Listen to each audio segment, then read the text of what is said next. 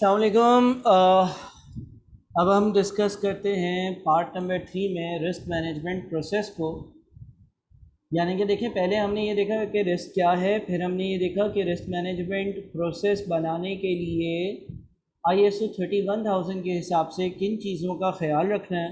अब हम उस प्रोसेस को देखें। कहते हैं it is the set of management policies, procedures and practices that are meant to assure risk management is effective।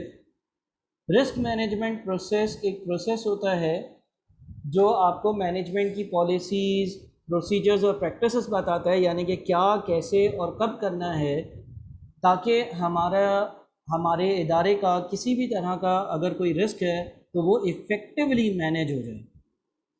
The risk management process outlined in the ISO 31000 standard includes the following activities। ये एक framework था, जैसे कि हमने पढ़ा था, जिसने हमें कुछ प्रिंसिपल्स बताए थे जो हमें फॉलो करने थे। Communication and consultation, it helps assist relevant stakeholders in understanding risk। यानी कि रिस्क मैनेजमेंट पॉलिसी बनाते वक्त ISO 31000 के हिसाब से आपने ये एक्टिविटीज़ जो है वो अंडरटेक करनी है, जिसमें से सबसे पहली एक्टिविटी है कम्युनिकेशन एंड कंसल्टेशन। जितने भी रेलेवेंट स्टेक होल्डर्स हैं उनको आपने कम्युनिकेट करना है कि भाई हम रिस्क मैनेजमेंट पॉलिसी बना रहे हैं। उनसे कंसल्टेशन लेनी है, कंसल्टेशन करनी है, मशवरा लेना है कि यार क्या करना चाहिए, कैसे करना चाहिए। अगर किसी एसेट को इंश्योर करवाना है तो कहाँ से करवाना चाहिए, कितनी इंश्योरेंस पॉलिसीज़ परचेज़ करनी चाहिए, या अगर कहीं किसी बिल्डिंग में, किसी फैक्ट्री में आग लगने का ख़तरा है तो उसको कंट्रोल करने के लिए फायर एग्जिट कहाँ बनवाना चाहिए, इसके मशवरा करना चाहिए। इट हेल्प्स ऑब्टेन फीडबैक, इससे उनका एक फ़ीडबैक मिलेगा जिससे आप अपनी डिसीजंस बेहतर ले सकोगे। Scope, context and criteria helps customize the risk management process, enables effective risk assessment and appropriate risk treatment. The context comprises external elements, regulatory framework, environment, market conditions; internal elements, organizations, governance, culture, standards and rules। आपने scope यानी कि किस हद तक आपने जो है वो रिस्क मैनेजमेंट पॉलिसी जो है वो आपने बनानी है। मिसाल के तौर पर आप कंट्री CEO तो आपने पूरी कंट्री की सारी जितनी भी कंपनीज आती हैं उसकी रिस्क मैनेजमेंट पॉलिसी देखनी है। अगर आप किसी सिटी की कुछ फैक्ट्रीज़ को सुपरवाइज कर रहे हो तो उस हद तक आपका स्कोप होगा। अगर आप किसी स्पेसिफिक फैक्ट्री को देखते हो और उसकी रिस्क मैनेजमेंट पॉलिसी बना रहे हो तो उसमें आपने काम करना। कॉन्टेक्स्ट एंड क्राइटेरिया, देखिए कॉन्टेक्स्ट में क्या है, external elements, regulatory framework, environment, market conditions. कभी कभार ऐसा होता है कि रिस्क मैनेजमेंट करने के लिए कोई एक प्रॉपर रेगुलेटरी फ्रेमवर्क मौजूद होता है, लॉ मौजूद होता है, कानून मौजूद होता है, रेगुलराइजेशन हुई होती है, रेगुलेटरी अथॉरिटी मौजूद होती है जो आकर ये देख रही होती है कि भाई इस कंपनी ने ये वाला रिस्क किस तरह से मैनेज किया।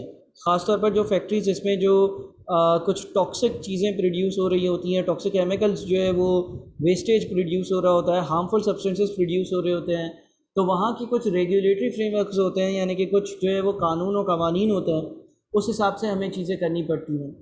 फॉर एग्ज़ाम्पल लेट्स से कि एक कानून है कि यार एक कंपनी जो है, एक फैक्ट्री जो है वो H2 कोई कार्बन डाइऑक्साइड की गैस जो है वो XYZ लिमिट तक प्रोड्यूस कर सकती है, उससे ज़्यादा नहीं प्रोड्यूस कर सकती, तो मुझे रेलेवेंट एक्शंस लेने होंगे कि मेरी फैक्ट्री में से उससे ज़्यादा इस तरह की हार्मफुल सब्सटेंस या गैस प्रोड्यूस नहीं हो रही हो। एनवायरनमेंट, माहौल कैसा, मैं एक ऐसी जगह पर ऑपरेट कर रहा हूँ, ऐसी कंपनी है जो ऐसी कंट्री में, शहर में ऑपरेट कर रही है जो कि 100% एनवायरमेंटली फ्रेंडली है, मुझे इस चीज़ का ख्याल रखना होगा। मार्केट कंडीशंस, यानी कि आम हालात में वहाँ पर मार्केट में क्या कंडीशंस होती हैं, दूसरी कंपनीज जो हैं वो क्या पॉलिसीज़ फॉलो करती हैं। ये तो एक्सटर्नल एलिमेंट्स हो गए ना, यानी कि आपने देखना है कि बाहर का एनवायरनमेंट कैसा है, दूसरी कंपनीज क्या कर रही हैं, रेगुलेटरी फ्रेमवर्क्स क्या अप्लाई होते हैं। कुछ इंटरनल एलिमेंट्स भी हैं, organisations, governance, culture, standards and rules, यानी कि इदारे की अपनी गवर्नेंस जो है इसको कितनी इंपॉर्टेंस देती है, कल्चर क्या कहता है, स्टैंडर्ड्स क्या कहते हैं, और रूल्स हमारे अपने बनाए हुए क्या कहते हैं। फिर आता है risk assessment. It is the overall process of risk identification, risk analysis and risk evaluation. अच्छा देखिए, रिस्क असेसमेंट का मतलब ये है कि आप जो है रिस्क को आइडेंटिफाई करो, ये ख़तरा हो सकता है, ये ख़तरा हो सकता है, ये ख़तरा हो सकता है। रिस्क एनालिसिस यानी कि आप फिर ये देखो कि कितना कौन सा ख़तरा जो है वो सबसे ज़्यादा आपको नुकसान पहुंचा सकता है, रिस्क इवैल्यूएशन, और फिर उसको इवैल्यूएट करो यानी कि उसके लिए क्या स्टेप्स लेने हैं। जैसे आपकी फॉर एग्जांपल एक गाड़ी है, तो रिस्क आइडेंटिफिकेशन ये होगा कि यार गाड़ी आप लेकर जाओगे कहीं लॉन्ग रूट पर लेकर जा रहे हो, उसका फॉर एग्जांपल इंजन सीज हो सकता है, फॉर एग्जांपल पेट्रोल ख़त्म हो सकता है, टायर पंचर हो सकता है, या जो है वो किसी और तरह का गाड़ी में मसला आ सकता है। तो यह आपने मुख्तलिफ रिस्क को आइडेंटिफाई किया अपनी गाड़ी से रिलेवेंट।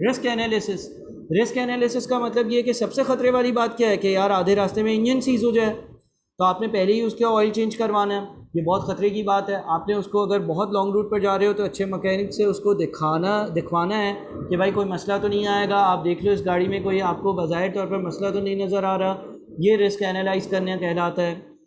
आप अगर कोई ऐसा रिस्क होगा जिससे बहुत ज़्यादा ख़तरा नहीं है तो उस पर एनालिसिस पर कम टाइम लगाओगे।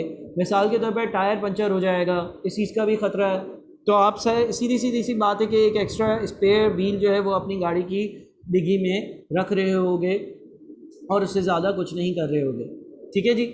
तो मुख्तलिफ रिस्क के लिए आपको असेस कर और मुख्तलिफ तरह के प्रोसेस ड्राफ्ट करने होते हैं। Risk identifying is identifying risk that could prevent us from achieving our objectives.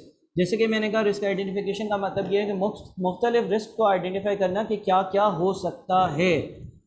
Risk analysis involves understanding the sources and causes of the identified risk, studying probabilities and consequences given the existing controls। जैसे कि मैंने कहा कि engine seize हो गया, इसकी probability कम है, ये भी तुम देखोगे, और इसके नतीजतन कॉन्सिक्वेंसेस क्या निकल सकते हैं, वो बड़े डिज़ास्ट्रस हो सकते हैं।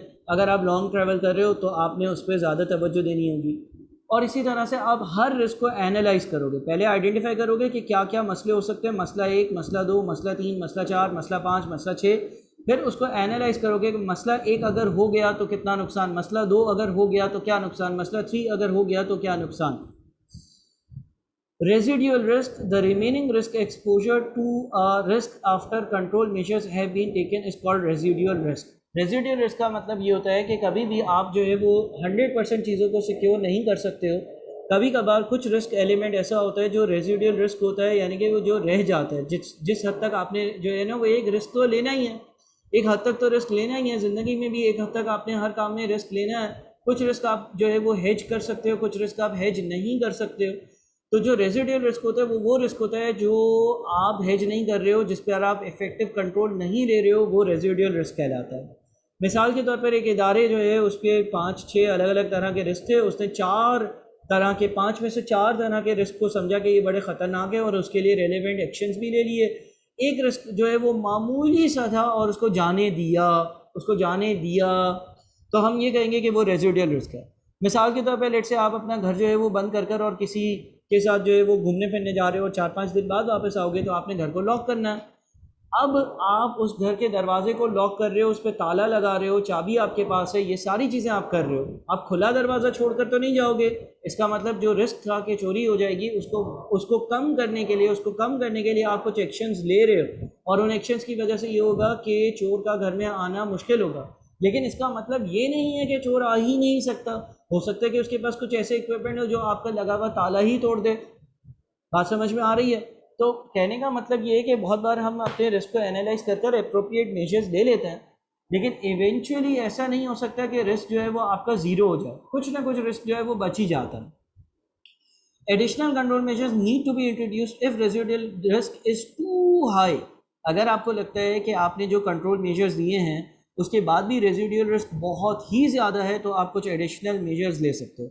जिस तरह से मैंने घर से जाने वाली और क्या कहते हैं घर के दरवाजे को लॉक करने वाली एग्जांपल दी, तो आप एडिशनल मेजर क्या ले सकते हो, एक के बजाय 2 ताले लगा दो। आप एडिशनल मेजर क्या ले सकते हो, भाई आपको पता है कि अगर आप जो है वो इस तरह से जाते रहते हो तो आप कैमरा लगा दो। आप एडिशनल मेजर क्या ले सकते हो, भाई अगर आपको लगता है कि बहुत ही इंपॉर्टेंट चीज़ घर में पड़ी हुई है तो आप जो है वो किसी अपने रिलेटिव को बोल सकते हो कि मैं 5-6 दिन तक जाऊँगा, तो आप मेरे घर पर जो है वो उस टाइम पर स्टे ज़रूर करो।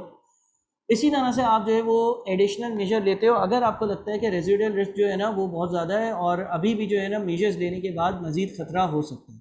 Risk treatment involves formulating and selecting risk treatment options. Risk को ट्रीट करने के मुख्तलिफ ऑप्शंस को फॉर्मुलेट करना और उसमें से एक ऑप्शन को सेलेक्ट करना, planning and implementing risk treatment, उसको प्लान कर कर इम्प्लीमेंट करना, assessing the effectiveness of the treatment, फिर ये देखना कि यार जो हमने रिस्क ट्रीटमेंट करी थी, किसी रिस्क को रिड्यूस करने के लिए कुछ मेजर्स लिए थे, वो इफेक्टिव थे या नहीं, deciding whether the remaining risk is acceptable. वही चीज़ें घुमा फिरा कर जो है वो रिपीट हो रही हैं। If not acceptable, taking further treatments. अगली हेडिंग है options for treating the risk में इन्वॉल्व। किस तरह से आप रिस्क को ट्रीट कर सकते हो। Avoiding the risk by deciding not to start और continue with the activity that gives rise to risk. यानी कि आप कोई ऐसी एक्टिविटी ही ना करो कि जिससे जो है ना वो कोई रिस्क जो है वो अराइज हो सकता है। देखिए, आप कोई एक्टिविटी करोगे तो रिस्क अराइज होगा, ठीक है ना। आप कोई एक्शन लेने जा रहे हो, उसके रिस्क होते हैं, तो आप वो एक्शन ही ना करो। एवॉइडिंग रिस्क, अब अगर ये ज़रूरी चीज़ नहीं होती ना तो हम अवॉइड कर देते हैं। एक मिसाल देता हूँ, लेट से आपके घर पर यार गाड़ी भी खड़ी हुई है और बाइक भी खड़ी हुई है, बाइक और गाड़ी दोनों खड़ी हुई हैं और आपने जो है वो एक जगह पर ट्रैवल करना है। अब एक बात है कि यार जो बाइक है ना उस पर ट्रैवल करने में ज़्यादा रिस्क होता है, वो यूँ समझा जाता है कि कम सिक्योर है, उसके एक्सीडेंट के चांसेस ज़्यादा होते हैं। ख़ासतौर पर अगर आपको बाइक अच्छे से चलाना ना आती हो तो उसमें और मज़ीद एक्सीडेंट के चांसेस होते हैं। ख़ासतौर पर अगर आपके पास हेलमेट ना हो तो और मज़ीद एक्सीडेंट के चांसेस होते हैं। तो आपने कहीं ट्रैवल करना है, आप उस चीज़ को अवॉइड करो, आप from the root, from the scratch उसको अवॉइड करो। हाँ, दूसरी चीज़ों के हो सकते हैं कि एक्सपेंसेस ज़्यादा हो, लेकिन अवॉइडिंग द रिस्क भी एक तरीका होता है ना कि आप वो रिस्क लो ही ना। टेकिंग और increasing the risk in order to pursue an opportunity, लेकिन आपको यूँ लगता है कि यार नहीं यार ये रिस्क लेना मेरे लिए फ़ायदेमंद हो सकता है, तो फिर वो रिस्क ले लेना चाहिए। मिसाल के तौर पर आपको लगता है कि यार गाड़ी के बजाय मैं सिर्फ बाइक ही अफोर्ड कर सकता हूँ, या गाड़ी के पेट्रोल के बजाय सिर्फ बाइक का पेट्रोल ही अफोर्ड कर सकता हूँ, और उससे आने वाला फ़ायदा मुझे लग रहा है कि जो है वो ज़्यादा है, मैं हेलमेट पहन लूँगा, तो फिर सही है, आप जो है वो बाइक पे भी ट्रैवल कर सकते हो, यानी कि आप ये रिस्क ले सकते हो। रिमूविंग द रिस्क सोर्स, यानी कि अगर कभी कभार क्या होता है, कभी कभार ये होता है कि आप रिस्क की जो सोर्स होते हैं, जो जड़ होती है, उसको ही रिमूव कर देते हैं। देखिए, एक चीज़ थी avoid, risk avoidance. Risk avoidance क्या था कि आपने वो एक्टिविटी ही नहीं करनी जिसमें रिस्क हो। दूसरी चीज़ थी कि आपको यूँ लगता है कि नहीं यार ये एक्टिविटी करनी चाहिए और थोड़ा बहुत रिस्क लेना चाहिए, तो आपने रिस्क ले लिया। तीसरी चीज़ ये है कि रिमूविंग द रिस्क सोर्स, यानी कि वो जिस सोर्स से रिस्क अराइज हो रहा है उसी सोर्स को रिमूव कर दूं, और चेंजिंग द लाइक्लीहुड, यानी कि उसके होने की प्रोबेबिलिटी को चेंज कर दूं। देखिए, जो मैंने आपको बाइक वाली एग्जांपल दी है ना, आप बाइक में ट्रैवल करना ही छोड़ दो, वो रिस्क अवॉइडेंस है। आपको यूँ लगता है कि नहीं यार बाइक में जाने से एक्सीडेंट के चांसेस तो ज़्यादा हैं, लेकिन मैं पेट्रोल की बहुत ज़्यादा सेविंग कर लूँगा, तो आप वो रिस्क लोगे, ठीक है ना, क्योंकि आपको एक अपॉर्चुनिटी नज़र आ रही है। रिमूविंग द रिस्क सोर्स, यानी कि शुरू से घर वालों ने आपकी आदत ही नहीं डाली कि भाई बाइक भी कोई चीज़ होती है। आपको बोला कि भाई जाना है ना तो तुमने बस में जाना है या फिर गाड़ी में जाना है, गाड़ी घर पर खड़ी हुई है, यानी कि आपने सोर्स को ही अवॉइड कर दिया। ये भी एक मेजर हो सकता है। Changing the likelihood, changing the likelihood का मतलब ये है कि आपने कुछ एक्स्ट्रा मेजर्स ले लिए। आपने ये सोचा कि यार नहीं यार इसके बगैर तो गुजारा नहीं है, मैं तो बाइक में ही ट्रैवल करता हूँ और बाइक में ही ट्रैवल करना पड़ेगा, और घर के हिसाब किताब के हिसाब से मैं बाइक ही अफोर्ड कर सकता हूँ। तो आप उसके उस रिस्क के होने की लाइक्लीहुड को चेंज कर दो। कैसे? हेलमेट पहनो, ग्लव्स पहनो, या आप जो है वो और अप्रोप्रिएट मेजर्स लो कि भाई स्पीड को लिमिट में रखो। ये सारे आप जो है वो लाइक्लीहुड मेजर्स ले सकते हो ताकि रिस्क रिड्यूस हो जाए। पहले में अवॉइड हो जाएगा, दूसरे में आप रिस्क लोगे क्योंकि आपको फ़ायदा बहुत ज़्यादा नज़र आता है, तीसरे में सोर्स को ही रिमूव कर दोगे, और चौथे में आप कोशिश करोगे कि चलो रिस्क तो लेना ही है लेकिन उसको कम करने के लिए, मिनिमाइज़ करने के लिए कुछ एफर्ट्स कर लो। चेंजिंग दी कॉन्सिक्वेंसेस, जो नतीजतन कॉन्सिक्वेंसेस आएंगे उसको चेंज कर दें। अब ये हर क्या कहते हैं, आप ये नहीं कह सकते हो कि भाई बाइक वाले केस में भी एक्सीडेंट को जो है वो एक्सीडेंट हो जाए तो उस कॉन्सिक्वेंस को मैं चेंज कर दूँ। कुछ केसेस में जो रिस्क के कॉन्सिक्वेंसेस होते हैं उसको चेंज किया जा सकता है। Sharing the risk, sharing the risk, कभी कभार क्या होता है कि आप जो है ना कभी कभार रिस्क को शेयर करते हो। इसकी बेहतरीन एग्जांपल आप देख सकते हो पार्टनरशिप। आप किसी बिजनेस में पार्टनरशिप कर रहे हो, एक बंदा जो है उसके पास पैसे हैं, दूसरा बंदा जो है उसको उस बिज़नेस की जो करने जा रहे हैं एक्सपर्टीज़ है, यानी कि उसको जो है ना वो सारा कुछ मालूम है कि वो बिज़नेस कैसे चलाना है, तो दोनों मिलकर पार्टनरशिप में काम कर सकते हैं। इससे क्या होगा कि आपके बिज़नेस जो है ना उसमें कम रिस्क होगा। लेकिन आपके पास पैसे बहुत थे लेकिन आप बिज़नेस जानते ही नहीं थे, तो आप बिज़नेस करने जाओगे, आप पैसे डुबा दोगे। जिस बंदे के पास एक्सपीरियंस था लेकिन पैसे ही नहीं थे, वो उधार लेकर बिज़नेस करेगा तो उसकी कॉस्ट ऑफ फाइनेंसिंग बढ़ जाएगी, यानी कि उसके बिजनेस के भी ख़त्म होने के या कम प्रॉफिट्स कमाने के या डूबने के चांसेस बढ़ जाएंगे। अगर आप दोनों मिल जाओगे तो आप इस रिस्क को शेयर कर लोगे। एक बोलेगा कि यार मैं पैसे लाता हूँ, दूसरा बोलेगा कि मैं अपना एक्सपीरियंस लेकर आता हूँ और अच्छे से बिजनेस चला सकूँगा। Retaining the risk by informed decision, यानी कि रिस्क को रिटेन करना और जो है ना इन्फॉर्म्ड डिसीजन से रिटेन करने का मुराद ये है कि आपने जो है ना वो डिसीशंस बहुत ही केयरफुली लिए और रिस्क जो है वो साथ साथ चलता रहा। मॉनिटरिंग एंड रिव्यू, मॉनिटरिंग करना, it includes gathering and analysing the information, recording results and providing feedback, helps improve the quality and effectiveness of process design, implementation and outcomes. ये सारी बातें मोर और लेस वही चीज़ें हैं जो रिपीट हो रही हैं। Recording and reporting, the risk management processes and outcomes should be documented and reported through appropriate mechanism, यानी कि हर इदारे में रिस्क मैनेजमेंट के लिए रिपोर्ट्स बनती हैं कि भाई इस साल हमने ये रिस्क लिया और उसके रिस्क को रिड्यूस करने के XYZ मेजर्स लिए और उस मेजर्स के लेने के बाद हमारा रिस्क इतना कंट्रोल हो गया, इतना रिड्यूस हो गया, फिर भी इतना नुकसान हुआ या इतना फ़ायदा हुआ, रेजिडुअल रिस्क इतना था। ये एक प्रॉपर बाकायदा रिपोर्टिंग करी जाती है। फिर एक अगली बात है जो इसी वीडियो में डिस्कस कर लेते हैं, वो है risk management, the business benefits. Business को रिस्क मैनेजमेंट के क्या फ़ायदे हैं? तो ये कुछ फ़ायदे यहाँ पे लिखे हुए हैं। Benefits of risk management are increase likelihood of achieving objectives. जब आप रिस्क को मैनेज कर कर चलेंगे तो आपके जो मकसद हैं वो आपके लिए अचीव करना बड़ा आसान हो जाएगा, क्योंकि बीच में जो ख़तरात आने थे उसको आप ऑलरेडी कंट्रोल कर चुके हैं। Encouraged proactive management, proactive management यानी कि आपकी जो मैनेजमेंट होगी वो एक्टिव रहेगी, वो प्रोएक्टिव रहेगी और वो उस हवाले से काम कर रही होगी। Awareness of the need to identify and treat risk throughout the organisation, पूरी ऑर्गेनाइजेशन में उसके बारे में अवेयरनेस होगी। Improve the identification of opportunities and threats, जब आप इवेल्युएशन कर कर चल रहे होगे तो कोई भी अपॉर्चुनिटी आएगी, कोई भी थ्रेट आएगी, उसके बारे में आप आइडेंटिफिकेशन बड़े आसानी से कर लोगे। Compliance with relevant legal and regulatory requirements and international norms, कभी कभार रिस्क मैनेजमेंट पॉलिसीज़ को फॉलो करना एक कानूनी या रेगुलेटरी ज़रूरत होती है और आप उसकी रिस्क मैनेजमेंट पॉलिसी बनाकर कंप्लायंस कर रहे होगे, जिससे आपकी कंपनी की रेटिंग इंप्रूव होगी। Improve mandatory and voluntary reporting, आप अपने रिपोर्ट्स में रिस्क मैनेजमेंट पॉलिसीज़ को डिस्क्लोज़ करते हो और जब आप ये डिस्क्लोज़ करोगे तो आपकी जो रिपोर्टिंग है वो इम्प्रूव होगी। मैं जो है वो रिस्क मैनेजमेंट पॉलिसीज़ के किसी कंपनी के डिस्क्लोजर्स भी आप लोगों के साथ शेयर करूँगा।